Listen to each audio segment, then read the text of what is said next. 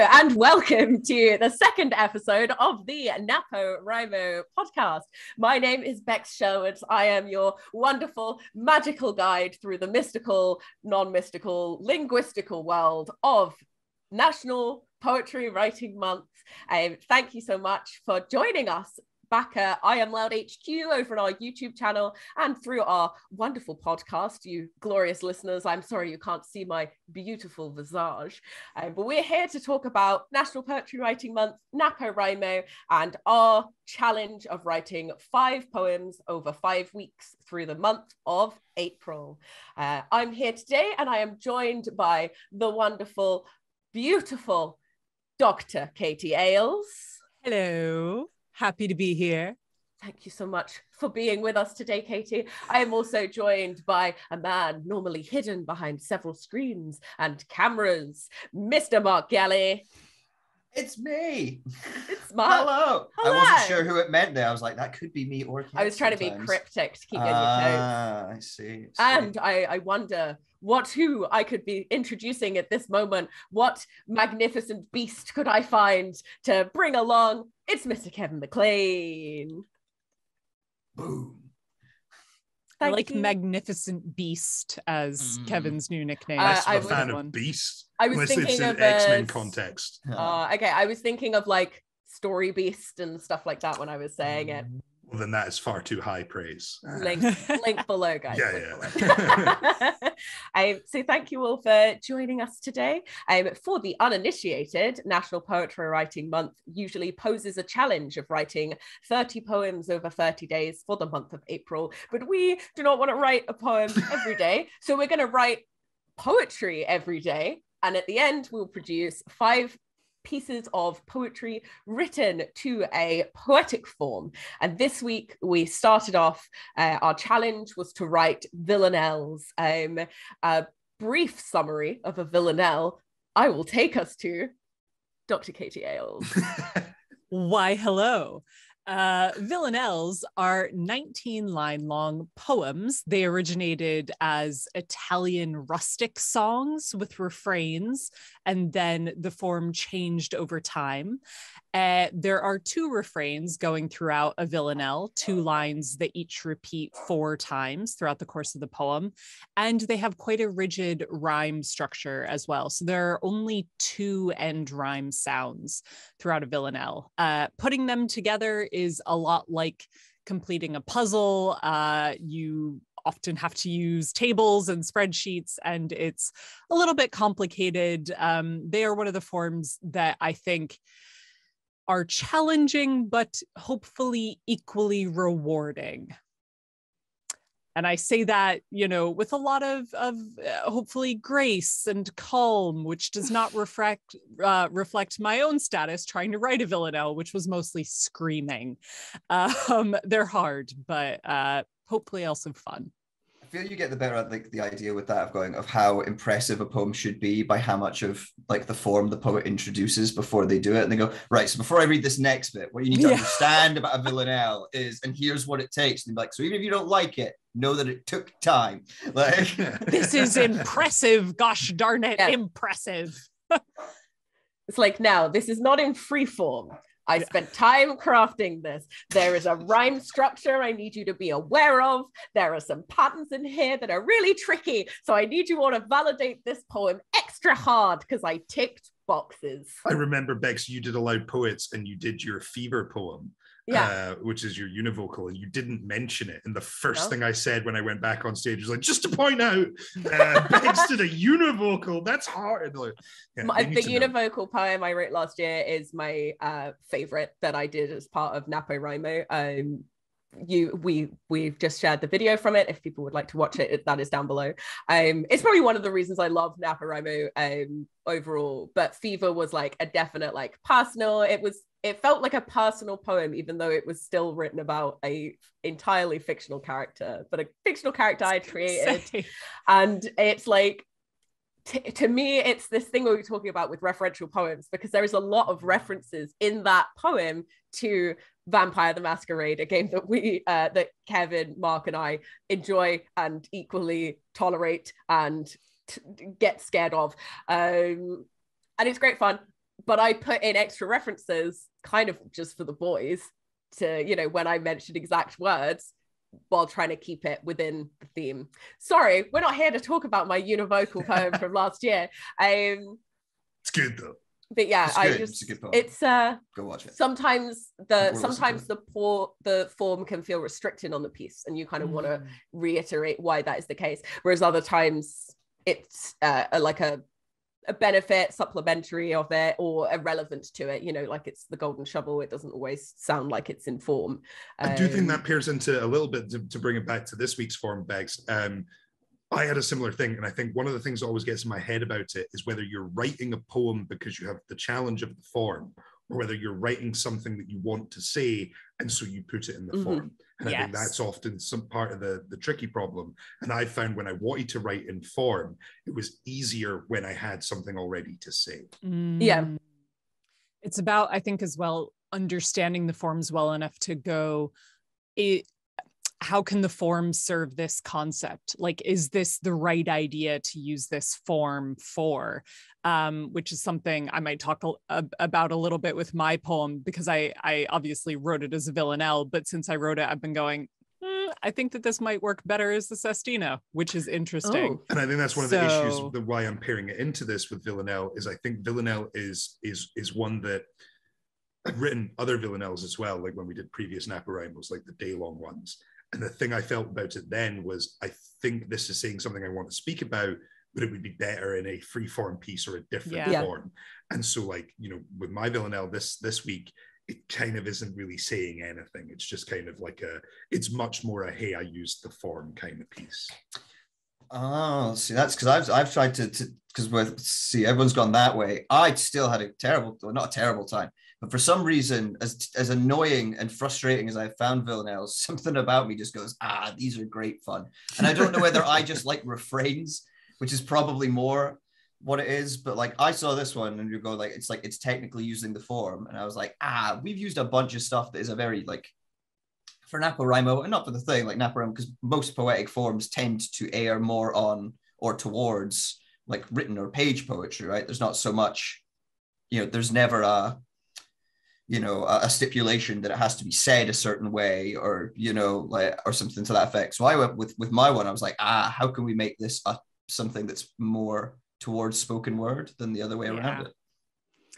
Yeah, well, I think this brings us very nicely into a little anecdote, an introduction to Mark's poem this week. So last Monday, we had our amazing open mic with our feature, Alejandra Armitage. She was amazing and it was lovely and we had a great time.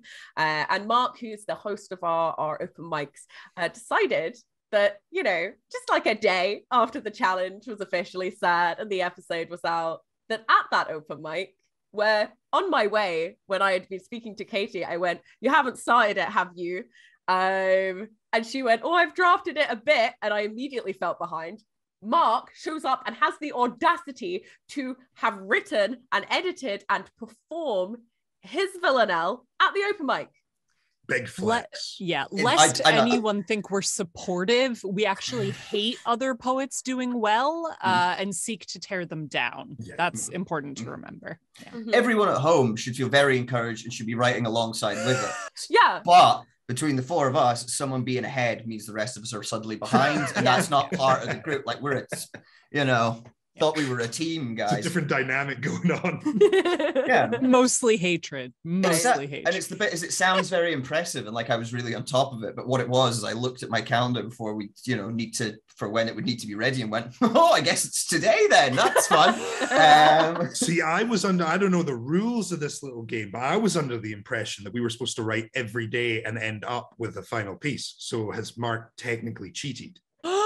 Well, it depends if his piece has changed at all from the performance on Monday, which actually you would have witnessed, it has. But you weren't there. Actually, one, yes, it has, and two, you tell me you wrote something every day here, Mclean. You're going to tell me you wrote a little bit every day? Hey, you tell me I'm you in didn't that do this inbox yesterday? doing emails every day, brother. Our emails poems. Oh, the way I write them, yeah. There you go. Oh, there's your thing. We're doing found poem in this later on to get ahead of ourselves. You need to do it from emails. But I'll bring it back to my flex, because yes, it has changed ever so slightly since I did it at the open mic. not much. I changed a couple of word choices from the doctor's good advice based on it. So yeah, but I think I might just really enjoy refrains more than anything else. Obviously I did the Villanelle last time, but I say that and I don't know whether it's the title in my sort of like, we'll call it my simple mind. If I hear the Villanelle and I go villains, yay, and I immediately have like that kind of thing. But with this one, I with writing this Villanelle, I started with a bunch of different things that I kind of like, weirdly to go back to like what Kev said, I started with a bunch of different, I was like, cool, I can make it about this or these lines. And it never ended with any of them. And so what I ended up doing was I went back to for talking about like bringing stuff to the more spoken word thing. Katie mentioned last time that the refrain or like the like some of these refrains can change slightly, which I didn't know the first time I did a Villanelle. And I bring that up because I haven't actually changed any of the words, but hopefully my performance will make what I have done with this to try and make it a bit more spoken wordy and keep it within the form a bit more apparent. So I haven't got a title for it. It's called Villanelle Drafts, plural, in my notepad, and it's just the one. I got to one and went, good, right, one, in case I ended up doing another one. But cool. So yeah, here's my Villanelle. I never said we should kill him. How dare you? Quit joking. Give me a break. That would be far too grim. I maybe daydream of him with paper cut skin, a severed limb, acute aneurysm, no more than my flights of fancy, fabrications fake. I never said we should kill him. I suppose I could have made his weaknesses less well known, though. Cheese, a weak chin, the fact they can't swim, but to say such a thing outside of sleep, sober and awake, that would be far too grim. There's just so many mishaps to which one can fall victim. A road crossed wrong, misplaced medicine taken too late, the embrace of the unholy snake. I never said we should kill him. I did author a novel of his every imperfection written under a pseudonym. A deed needed done, but to put in a personal stake, that would be far too grim. For him, I offer the opposite. Absence. A symphony with no rhythm, a prison with no escape, an endless loop of every mistake. I never said we should kill him. That would be far too grim. I am even angrier than I was at the open mic because those tweaks. Good feedback, Kay. Thank you. So I changed some of them from theirs back to his, and I was like, literally, it was just some of the pronouns had confused me in the reading, and you changed them all, and it's like, it's genius though, taking the option of altering the refrains and doing that through emphasis on the words spoken. I absolutely love that poem, and it's such a perfect way of using the Villanelle where you're again using the form to do what you want to do, using the refrains and reinventing them each time. That would be far too grim. I never said we should kill him. I never said we should kill. I love it. It's because I went through so many different villains, and I realized that I started with the line of like, I think you and I are going to do this forever. And I was like, I love that. And went, it's another Joker one. We can't do that.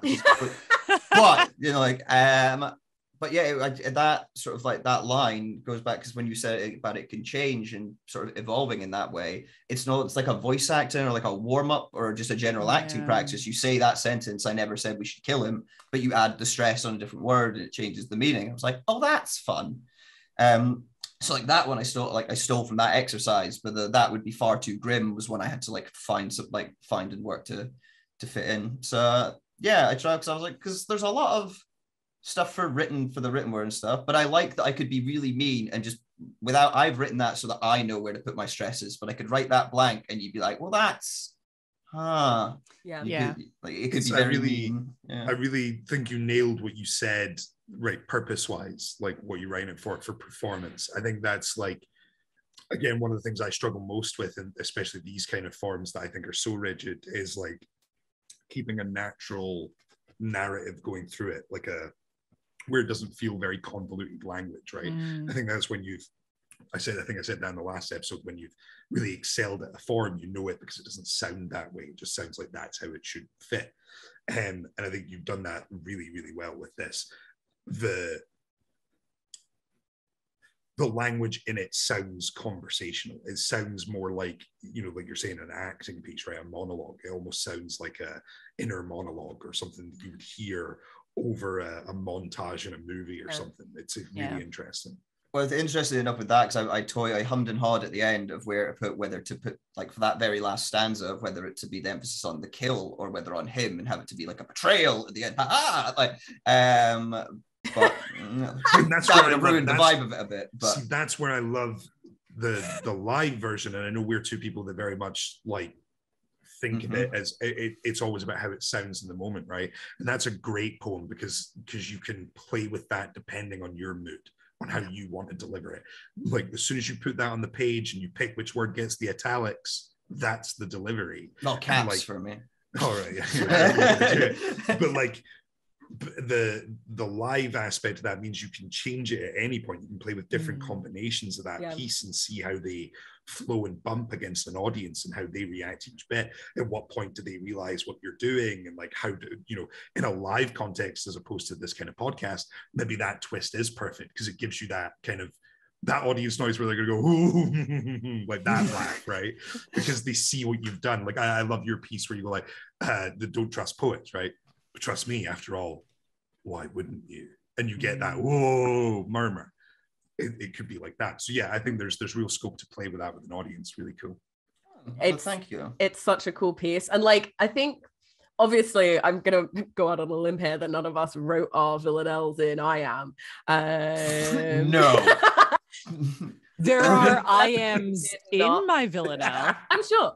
But like I think what you've kind of substituted in for that meter is your kind of own meter and tempo and structure that maybe not book perfect if you were looking at it critically, but when spoken sounds perfect. And it's a really nice like transition through different ideas on the same themes without being like too clichédly repetitive. Do you know what I mean? I just think you did a really great job, Mark. I'm really mad that I started with you.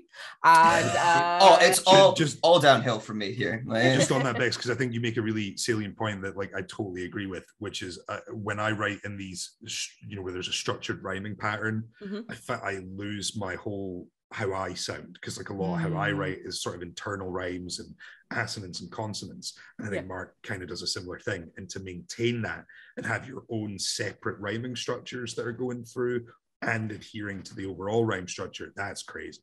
Yeah, it's hella impressive. Well done, hun. Thanks, guys. We're going to have to move away from me now because any more compliments and I will melt into a puddle of...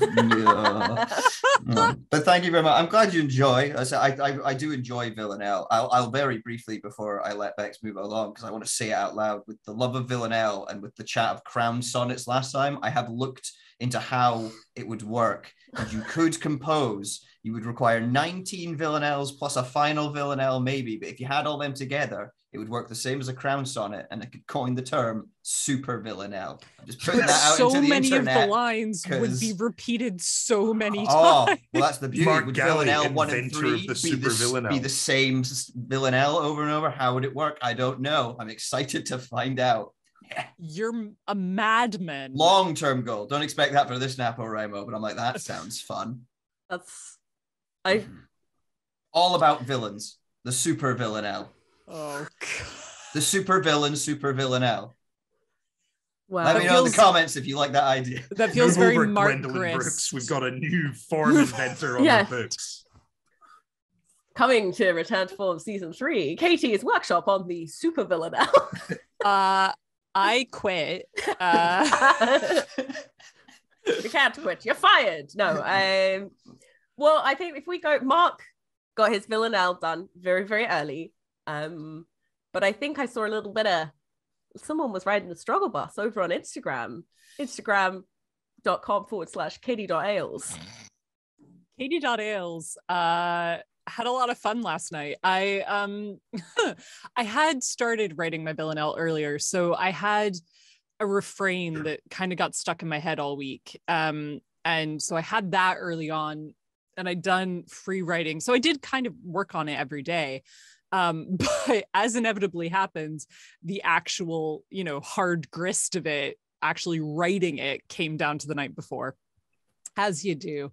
I Classic. watched my own workshop. The OG NaPoWriMo techniques. Yeah, right. I did watch the Katie Ailes Villanelle workshop before I did mine. I also watched the Katie Ailes Villanelle workshop. Yeah, I apologize for how peppy I am in those. I'm so excited about the concept of poetry. And when I was watching it last night, trying to finish this poem, I was like, woman, where does your energy come from? Oh God. There's a lot of rage. I'll briefly show you, because I write on paper until sort of the final version. And there was a lot of various, a lot happened. I started like tacking things to the walls. It was extreme, but I did finish a draft. And yeah, I don't think it necessarily needs much of an introduction. So I'll just launch into it. Currently untitled. We'll see where it goes. I stayed in bed all winter, dead still, entombed in duvets. I furled tight, hoarded heat, doubted that this year any bulbs would bloom. Slept through months. The only time I moved was weekly trudging out to the compost heap, steaming in winter's still air, a tomb we hurled our scraps into. Rancid gristle, blue powdered bread, bruised fruit, brittle cheese flecked white, soft garlic bulbs that had bloomed pale too soon in the kitchen. Breathing heavy, I exhumed the rot beneath, hefted pitchforks of the reeking waste. Winter waited still, silent as a tomb, the ground skimmed slick with ice. Exhausted, I cocooned myself again. Time slept. Yet one day, I saw a tulip peek through the earth's rigid skin. A single bulb in bloom, sudden as a punch, a green shiver shooting through me, and in my gut, deep, I knew it was this stillness, this stinking winter tomb full of refuse, this death, that made the bulb bloom. So there we are. So I should say it takes some liberties with the Villanelle. It does follow the full rhyming structure, but in terms of the refrains, I sort of took a leaf out of Elizabeth Bishop's book with her poem One Art, where one of her refrains is sort of just the end word is the same. So basically, one of my refrains, the rule that I used is it had to include bulbs and bloom, and it had to end on the word bloom.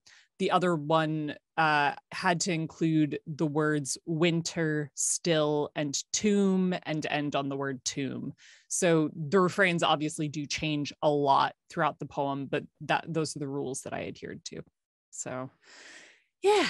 Nice. I mean, I did raise it before, Gallie's Don't Trust Poets poem, and so you took the compost out. That's what it's a very long way to say I took the compost out, Kate. Yep. Smelly compost. I do the compost. But I think there's something so beautiful to that, and you see it through a lot of your writing. A lot of your writing is like very small moments, or it's something I really like doing as well, but I've kind of moved away from a bit, I think, whereas you take like that sort of snapshot in time, that like if you could extrapolate upon a single momentary fleeting thought, right? As you're taking that compost out, you see it, and it's probably there in all of our heads, right? Like this bleak winter and stuff, and then to transform that into something so beautiful and take that thought and pry out every kind of connotation of it is a gift to have. And I think that the way you do it your language is so careful. Like the fact that you never, in the first section of that poem, talk about a lack of growth or things not blooming, which would be the easy way to do it, right? To speak about the negative, to like overtly place your finger on it and say, this is what's happening. But instead to set a scene of like barren emptiness and like use terminology around death and tombs and cold to like give that setting, so we already know where you're going. Like you're telegraphing that, like, because it's seasonal, it's that moving cycle. Words like cocoon that we associate with transformation and stuff, there's some like really beautiful stepping stones to the point you're trying to make, to then hit that last piece about like, this is where it, you know, starts to grow. When you've avoided all talk of growth or lack thereof, is like such a beautiful hit home. Because when people talk about like spoken words, you want that like last little pivot. People often think that comes as like a big twist, like a, you know, I don't have an example in my head, but you want that undercut, right? Like my poem, I Want, right? It's all lovely, but I don't want to have to write them anymore. And there's this kind of sad undercut, right? Like, but it doesn't have to be a twist. It doesn't have to be something surprising. It just has to be something that changes the parameter of the poem. And when it can be something as fundamental as like a piece of language that is so clearly missing, finally being said. And I just think that's beautiful and it's really nice. Thank you. It's an interesting one. And I do think I'm going to keep playing with it, but the main idea behind it, I was just quite sick for the last couple of weeks and sort of having to enforce rest on myself. And I mean, it's a cliche, but it's true. In this society, we're really, really bad at resting and valuing rest and sleep. And I was thinking a lot about that as all the bulbs were blooming. And, you know, obviously you need the winter, you need, you know, the compost full of really, really smelly crap to make it go back in. And it's such a simple metaphor, you know, it's, oh no, everything's sad, but look, out of the sadness, life from death. But the looseness of the metaphor as well means like, does it apply to that work grind? Or does it apply to mourning and loss? Or does it apply to, you know, like there's the best poems can be overlaid your experience and influenced by that. The poem's meaning changes depending on the reader, certainly, right? Like that's how I've always taken it, especially for page poetry. So like having that specificity on theme, but lack of specificity on the root of the metaphor, I think is smart. You have such a beautiful way of installing a narrative into your poems. It's just really like I'm sorry if you can hear my dog. It's just really wonderful to hear. It's like makes it so nice. It feels very like comforting, and yeah, I have a lot of respect for the way that you like can make such journeys through such small real life moments. It's really profound. Yeah, I think it's beautifully like powering off of that, and sort of like it's what Kev said. And I know I've had chats with Kev. You might be saying this before, whereas you go like not a poet's job, but you've gone like, oh, a poet can take a big subject and say it, like condense it into like a small and beautiful way, right? Can take something big and difficult sometimes and make it really small.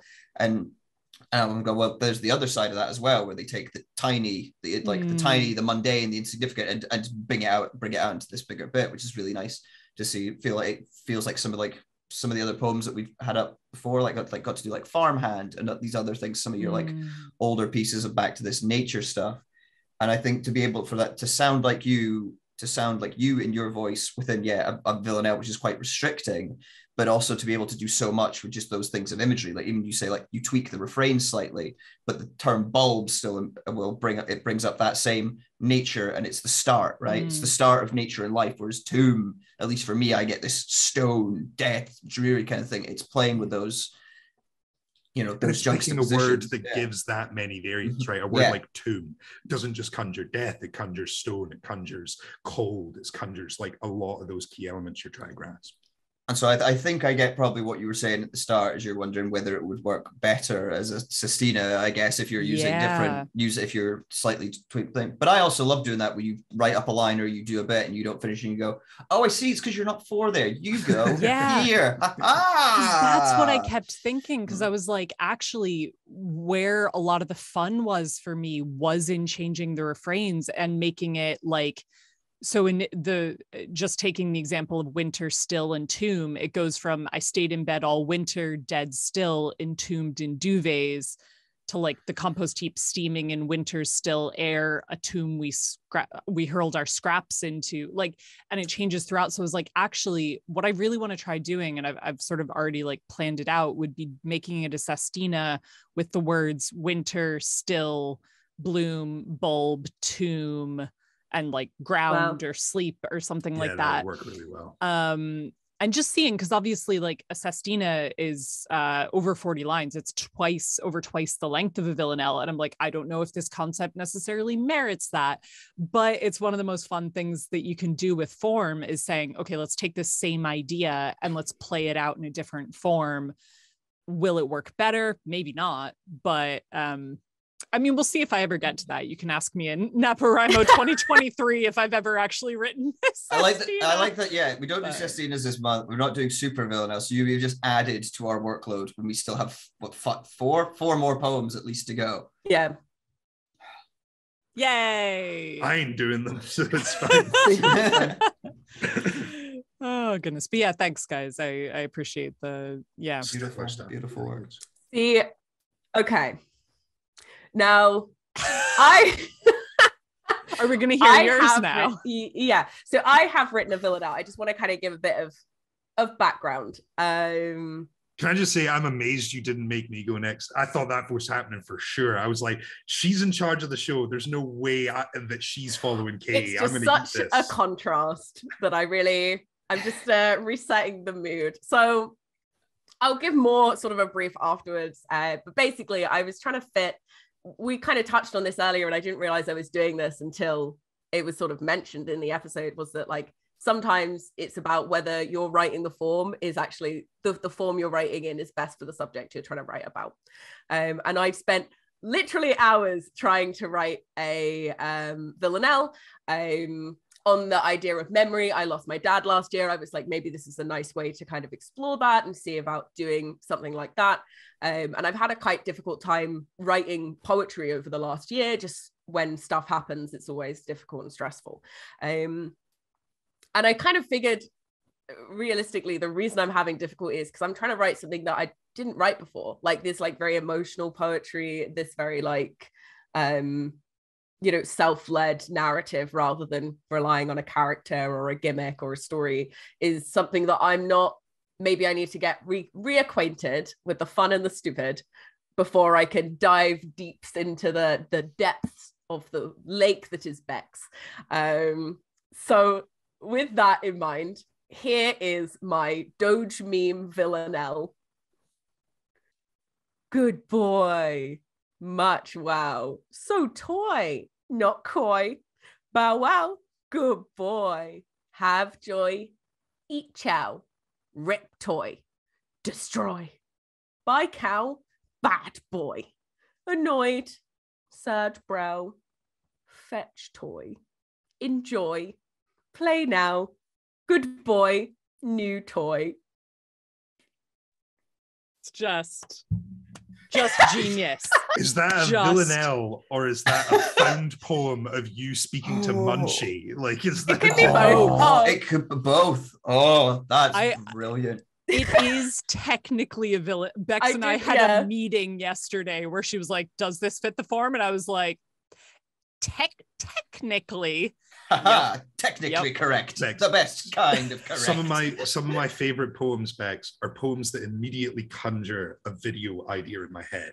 You need to strap a GoPro to Munchie's collar and just get loads of footage of him running around doing a bunch of stuff. It'll be quite low to the ground, but yeah, we'll see what we can do. Perfect. And then cut it around that. That'd be hilarious. That sounds great. Yeah, thank you. I know I literally on Instagram, I was on Instagram like after writing this, and I spent like 12 hours trying to write some crazy nonsense that wasn't happening. And it took me 17 minutes to write this whole thing and double check that it was right and it followed the structure, because there's only 35 words in it. So it's like, like I did the thing where I was like, oh, I'll just rhyme all of the words and then it'll kind of be fine. But I tried to, keep it so that there was a solid I can't say the word, syllabatic structure. Is that syllabic? A word? It's not a univocal, is it? I'm now trying to think of all the words. No. There's definitely like, there's all vowels in it, but yeah. I can only think of all words. There's narrative. There's destroy, because I for a moment I thought destroy had toy at the end. I went, that's so clever. That's not how you spell destroy. I thought it was a clever word within a, No, that's brilliant. Rhyming. Okay, and it comes back to the same thing as you take a complex thing that is Munchie and like dogs and love for dogs. Is Munchie a complex thing? No. Yes. Well, for all the viewers, we should clarify that Munchie is a pug and the sweetest little muffin you have ever met. Yeah. Thanks. I also think there's something very interesting to what you do, which you see in cows. I go on about cows all the time. I think other than you, I think I'm the biggest fan of cows. I think it's an amazing piece. Are we talking about the animal or the pamphlet? Yeah. And for that very reason is one of the reasons it's the best, that you need to have that clarification. But because I go on about it because I think it's so interesting to take just any subject matter and just be like, I'm going to explore all these different types of forms and all these different like ways of writing, and I'm going to play around, especially when you are still like a developing poet, right? Like you are still, especially because discount fucking pandemic years, like you've not had a lot of time to develop. The only gigs I do are our gigs, so it's kind of hard to get a differing opinion. You know what I mean? Like as much the audience is different, it's like I work with you guys, and you guys are the guys who hear my poetry the most. So it's But I think, but to then have a very proactive method of being like, okay, I have this form and I'm trying to write in it and the thing's not really coming how I want. Let's go to an almost like bare tax, like, okay, I can do this with it. And that's a way to just be like, make the form work. Yeah. And then you get a better understanding of it. You get a kind of vibe for what works. And then you still get something very funny and whimsical that you can throw in. That's a great poem to throw in somewhere, like a lot of jukebox round, are. You know what I mean? Because you can just be like, everyone moves for a bit and it's just it's a tone resetter for an audience, or like there's so much you can do with those pieces. I think it's very cool that you approach difficult forms, or when you get stuck in a thing, you just go, well, throw something into it and make something out of it. I think that's Ailes.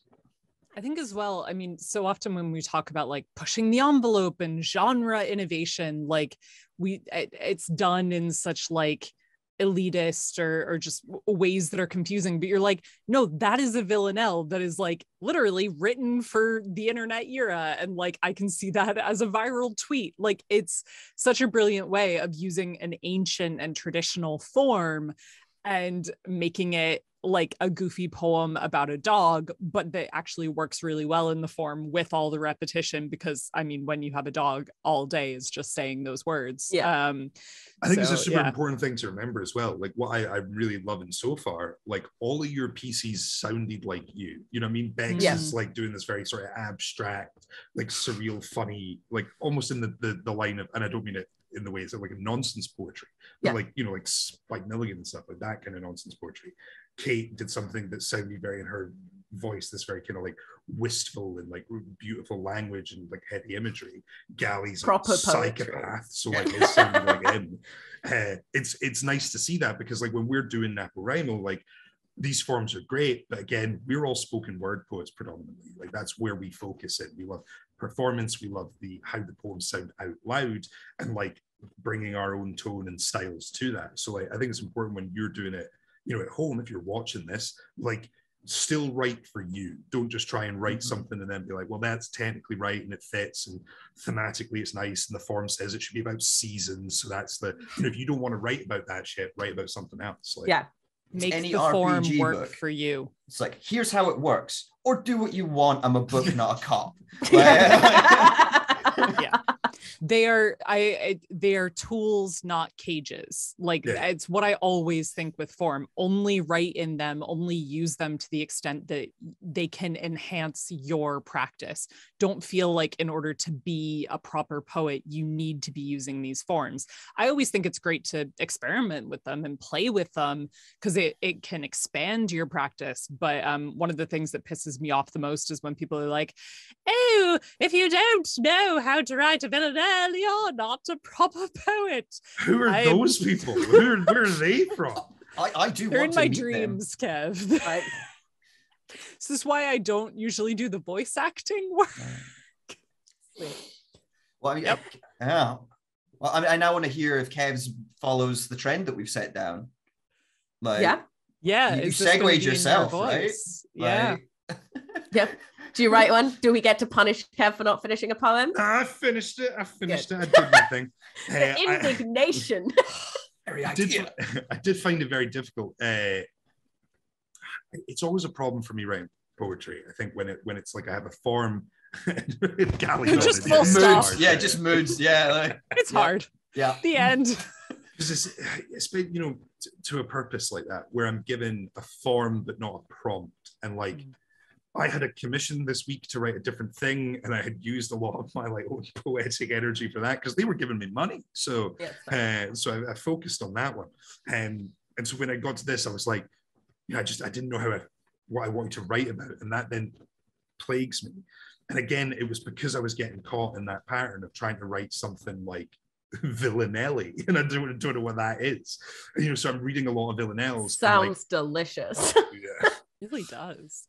I'm reading a lot of Villanelles, and they're mostly, rage against the dying of the light and things like that. And I was like, I really want to write something funny.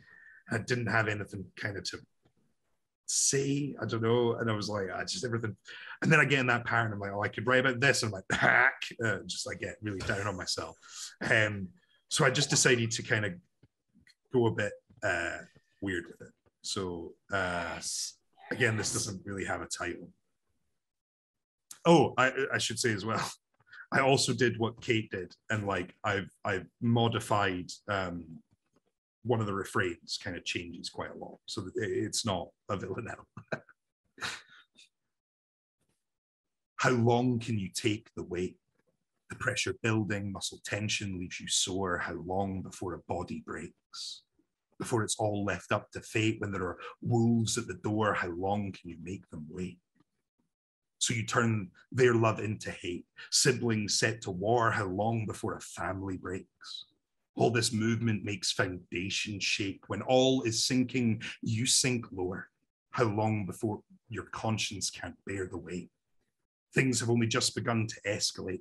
Tom making moves that leave us floored. How long before a marriage breaks? Oh my God, the show is fucking great. Just give me Succession season 4 because I can't take the weight. How long is this bloody season break? It's so good. I love that. If you've seen Succession, you'll see what I'm doing. Like it kind of parallels the show. And so yeah, it's very dumb. So Sorry. Good. That's so good. You pulled the right under my belt. I was like, oh, Kev, are you okay? Getting that kind of like going, like it's difficult week with that build up, and then you pull the rug out. I'm like, you son of a.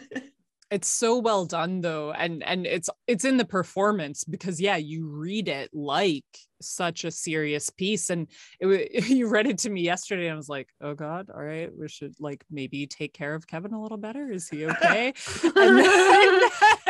and then you got to, it was when you said Tom, and I was like, we don't know any Toms. Who is Tom? And then his Succession, I was like, yep, there it is. There it is. Literally, I started writing this, put in I decided just give me Succession season 4, so I knew one of the rhymes had to rhyme with 4. And then I was like, and then I did the last line of how long is this bloody season break? And so then I was like, cool, that gives me, wait. And then I wrote it from the top down. That's right. Cool, I'll do the story of Succession and then I'll get to the point. Good. Love that. I mean, literally last week you were saying that my sonnet, I was trying to tell a really long story, and like you told 3 seasons of a show. Yep. Spoiler warning. Yeah. It's good. I love that show. I want it to return. I can't believe where season 3 left off. If you've not watched Succession, go and see it. What are you doing watching this when Succession exists? This is also a great This show. is fun. Like and subscribe, whatever. Go watch Succession. It's funny too, just like on the form of that poem, because your 2 refrains are so similar, but it works so well because it's, what is it? How long until how long something can you take the weight? How long can you take them weight? How long can you take the weight? How long can you make them wait? How long before your conscience can't bear the weight because I can't take the weight? And then you have how long before a body breaks, how long before a family breaks, how long before a marriage breaks, how long is this bloody season break? It's great though, because it, like, even though they all start with how long and end with that, where like it doesn't feel, I mean, it feels repetitive, but in the best of ways where it's generative. It keeps it rolling along so well. Because I think often people are like, okay, there's so much repetition in a villanelle, let's make the two refrains as different as possible. But I like that you've leaned into, no, they're roughly the same structure, but we change both of them throughout, and it just works so well. It felt more like a sing-song refrain that way to me. Yeah. Like it kind of gave, I read it almost like it's in a different stanza shape. Yeah. Like there are kind of like, you know, 4 different stanzas rather than, yeah. Oh, so good. Well done. I often think that the best way to write poetry is to write about nothing. Again, it's why I brought it up for you, because I was kind of in that zone. I was like, I want something funny, and I was like, oh, maybe you could set a tone and then kind of undercut it. And then I was just like procrastinating and watching YouTube videos about Succession. And so I was just like, maybe I'll just get annoyed that I don't have Succession. Yeah. Well, I do get that though, because I wonder, I suppose, question for Kev first, but then for everyone else, because like we've done, this is like the second year, obviously. In the first one we did different prompts, and like for the other forms we gave, you know, for all the poets that did return to form over the thing, they got the form, but also you know, a slightly, not generic, but they were given something to go along with. And that's where I'm interested, as you say, with that, because also I was like, cool, I have the form, but I think when we spoke about it last episode about this, it feels a bit more puzzle solvy. And so it's interesting when you've got the puzzle, but you don't have necessarily the puzzle pieces yet, having to make what those are. And so I guess I'm curious whether folk are going, you know, whether just having the form is more or less restrictive in their opinion than having like a one-word prompt, I guess. You know, like, is Villanelle more helpful than apples? Yeah, like, I think it's that thing where I think a prompt is more helpful than just giving a form, because I think it's a starting point, right? Like when you have Villanelle, you go, I have the structure, but like I could put in any combination of words on any theme with any tone. And so then to start doing that puzzle, it's like doing a puzzle with no picture on the box. Yeah. And like, you know, even if you got a puzzle with no pieces, but you had the picture on the box, you could make your own pieces and eventually still end up with the puzzle. You know what I mean? Mm-hmm. Yeah, it's interesting because I was thinking about using the prompt that we gave to Nadine Aisha and A.R. Crow, which was writing a villanelle about the prompt "The New Normal," and I think that's such a good one because they both wrote about Crow wrote very specifically about the pandemic as the new normal, and Nadine wrote about sort of communicating with loved ones through Zoom or Skype or whatnot, and sort of Nadine's piece is called Video Call Lullaby, and the new normal of saying hello and goodbye and good night to everyone through a screen, and I loved that. So if you're watching or listening to the show and struggling for a topic, that might be one to choose, and you can always sort of see what our poets used. Because I think when you're given that pairing especially, it's then easy to be like, okay, you're given the new normal. And so you think about what's the new normal. Okay, like you get onto a thing like video calls quite quickly, right? You're like, that's what you're doing. And then you suddenly go like, oh, well, what's a repeating thing in video calls? Yeah. Hello, goodbye, like those kind of beats to a conversation. I feel that's not easy to do. Obviously, Nadine's like figured it out. But I think those pieces are, you know, it's easy to kind of, you then have a starting point to kind of go those stepping stones to where you end up, rather than just kind of being like, okay, I need 2 sets of repeating phrases. Yeah. But I don't know. If I had a prompt, I'd probably be annoyed that I had to write to a specific thing. So I don't know. Bex, your thought?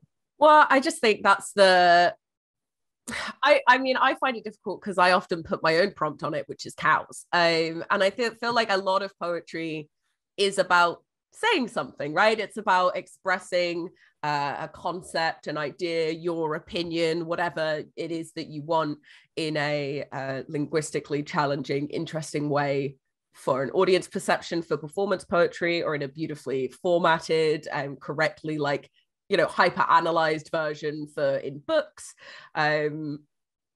But I spend a lot of my time writing about absolutely nothing, and I can promise you it is way more fun, because you don't have to worry about the sort of pressures of that. I actually started my poems from the prompt of a new normal. I went, okay, well, what's a new normal for me? And I was like, that's why I was thinking a lot about like my dad and the changes. I was like, oh, I've got a new house, I've got a dog, like whatever.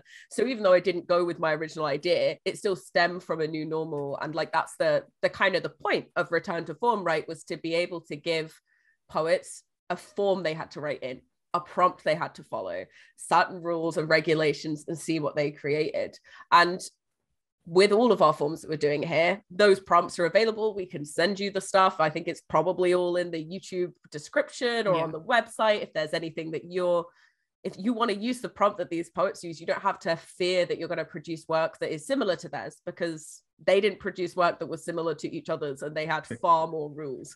So I don't know. I think it's like very helpful if you're writing a commissioned piece to be given a theme to write on. I think if you're getting to write for yourself for a piece you might use for different scenarios in the future, not to say that the poets who did Return to Form haven't used their pieces in other ways. We've seen some of them perform them.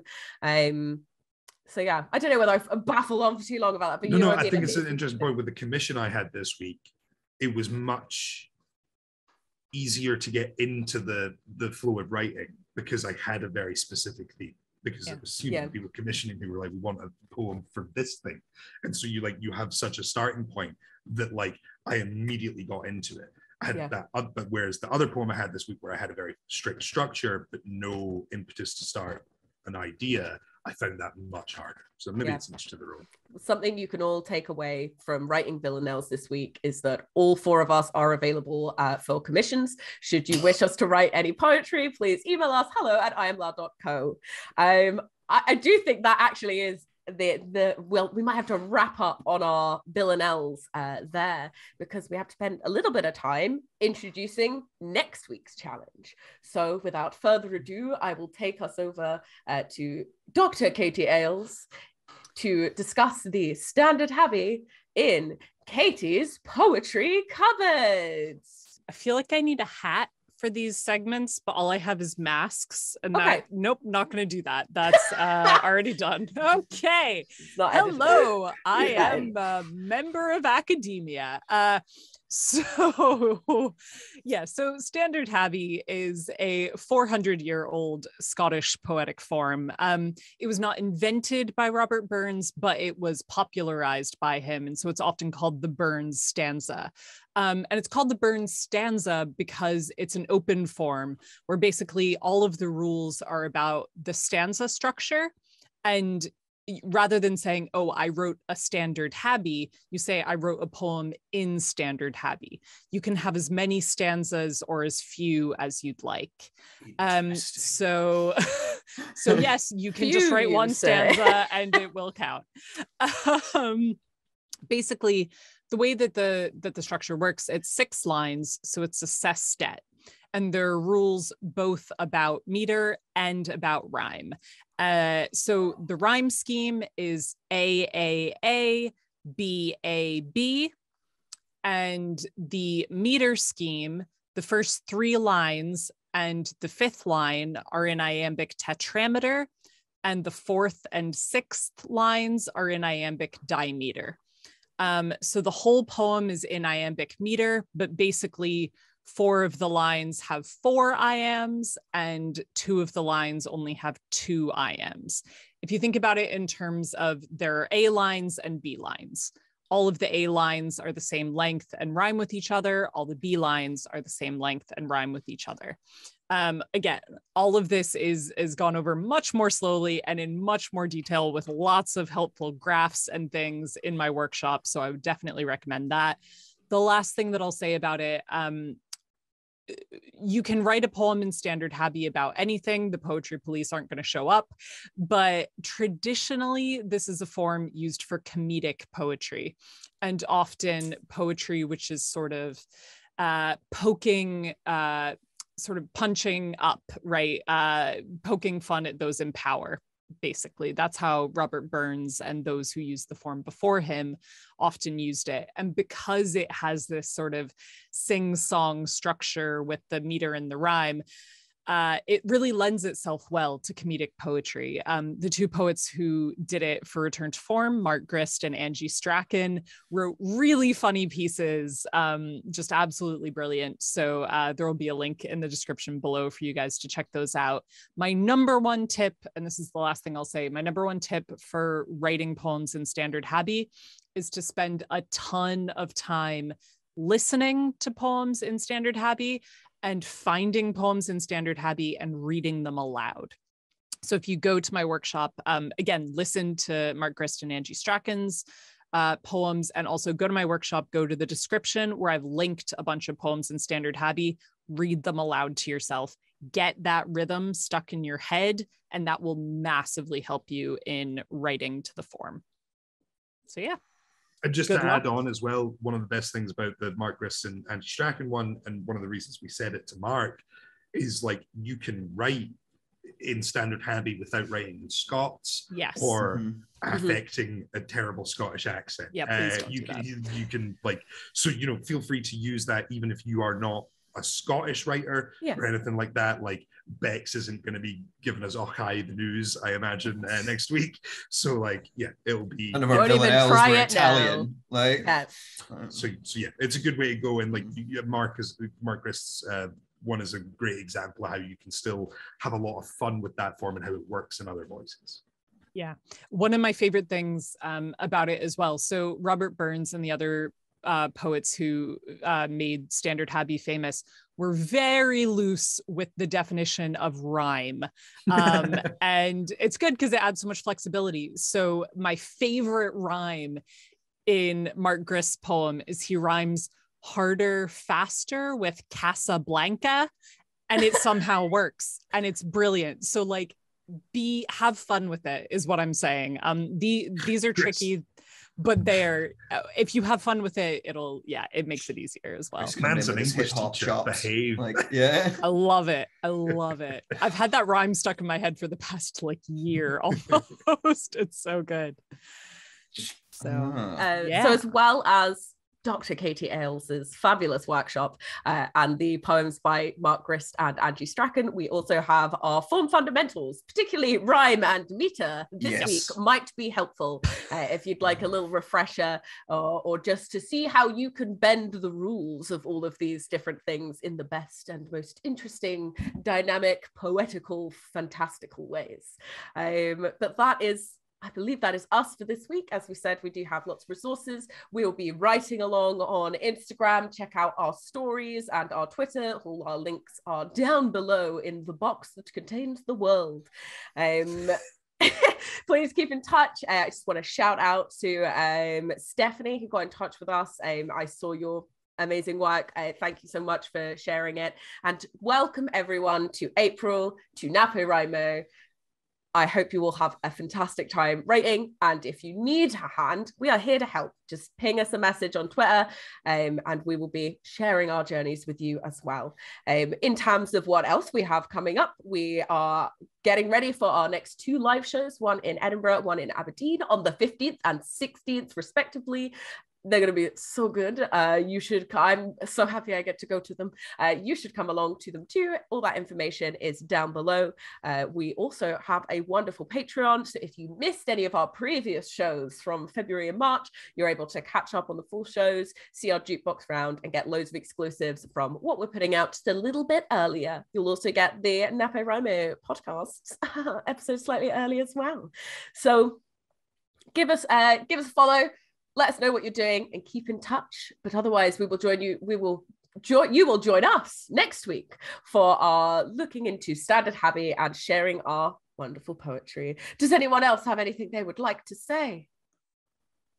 Like and subscribe. Goodbye. Bye.